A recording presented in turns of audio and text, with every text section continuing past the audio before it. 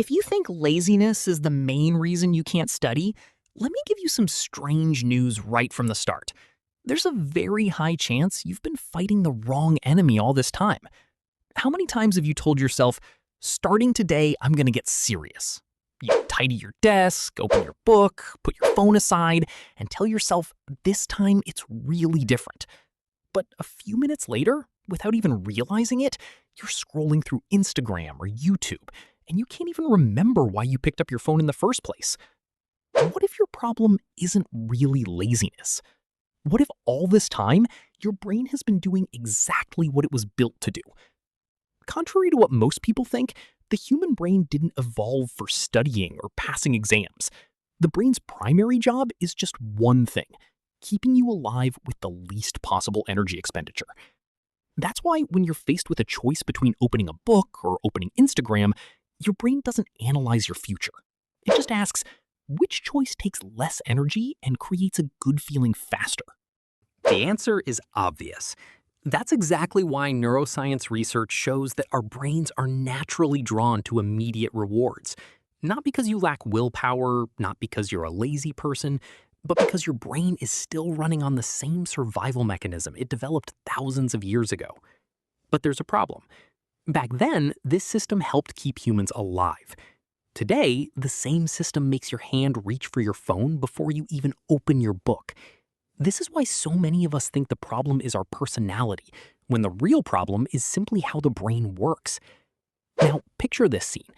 Someone tells you that starting right now, you have to study for 3 full hours. You'd probably feel tired even before you started. It's like your brain has already given up. But if that same person just says one thing, just study for 4 minutes, everything changes. Same book, same exam, same you. Only now, your brain isn't facing a massive mission. Most people think they need more motivation to start. But what they really need is to reduce their brain's resistance.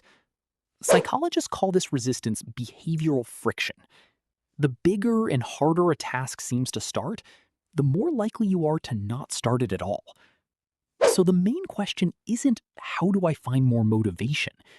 The real question is, how do I make my brain feel absolutely no threat? And the answer to that is probably completely different from everything you've heard until today. Imagine 2 people with identical conditions are preparing for an important exam. Both have the same books, the same amount of time, and both know the result matters to them. The first person tells themselves from the start, today I have to study for 6 hours, finish this chapter, and solve all the practice questions. The second person just opens the book and starts. The difference between these two isn't motivation or intelligence. The difference is something called cognitive load. Every big goal you create in your mind before you even start consumes part of your mental energy. When you start thinking about hours of studying and all the unfinished work ahead, your brain feels like it's about to take on a heavy project.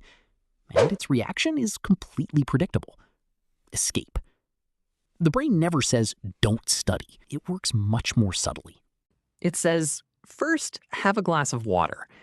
Then it reminds you that your desk is messy. Then it suggests that maybe some music would help you focus better. Then you pick up your phone to find some music, and a few minutes later, you're watching videos that have nothing to do with studying. Your brain is trying to keep you away from something that seems costly. But here's the interesting part. Surely you've experienced sitting at your desk reluctantly, telling yourself, I'll just study for 10 minutes. And then suddenly you realize 40 minutes have passed. Once the human mind starts a task, it becomes more inclined to continue it. That's why starting is the hardest part, not continuing. This is exactly why the 4-minute rule works. Not because 4 minutes is some magical number. The biggest mistake is waiting for motivation. Because most of the time, motivation comes after you start, not before. When you take the first step, your brain gradually adapts to the new situation. The moment those 4 minutes are up, most people make the same old mistake again. They tell themselves, okay, now I have to keep going for 2 hours. I have to make up for all the time I've lost. And right at that moment, the brain feels threatened again. All the resistance that had decreased a few minutes ago comes rushing back. The problem isn't that the 4-minute rule didn't work. The problem is that you put a mountain in front of your brain again. We've gotten used to always thinking about the finish line, not the next step. Our minds jump from the very first page to exams, grades, university entrance tests, and the future. That's why the brain feels like it's facing a never-ending project. This is where the difference with successful people becomes clear. Not because they have more willpower, but because they rely less on willpower. They rely on systems, not motivation. Because motivation isn't reliable. Some days you wake up full of energy. Some days you don't even have the energy to get out of your chair. If everything depended on motivation, no habit would last. But a system works even on unmotivated days. And here's a very important point. Most people think they need to become organized first, then they can study in an organized way. But the truth is the opposite. With every start, even if it's just 4 minutes, you're building your new identity. You're proving to your brain that I'm someone who starts. These small repetitions, over time, become habits, and habits shape our personality. No one becomes an athlete in one day. No one becomes disciplined with one day of studying. But if you take just one small step every day, after a few months, the things that feel difficult today will become completely natural. And that's exactly the change most people are looking for without knowing where it starts. Most people are looking for a magic method, a technique that, starting tomorrow, will make them study for hours without getting tired. But the reality is that big changes almost never start with big decisions. They start with small behaviors that the brain can't find excuses to avoid. If your phone is within reach, you're more likely to get distracted. If your book is still in your bag, you have to make an extra decision before you start. If you don't know exactly which page to start from, your brain feels ambiguous again. Each of these increases resistance. Now imagine the opposite. The book is already open on the desk. Your phone is in another room. You've chosen just one page, and your only goal is to start for 4 minutes.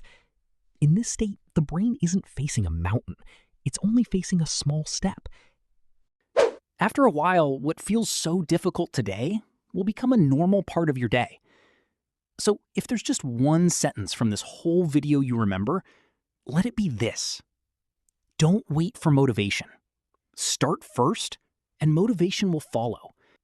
If this video changed the way you see studying, or even the way you see yourself, I'm glad you stayed with me this far.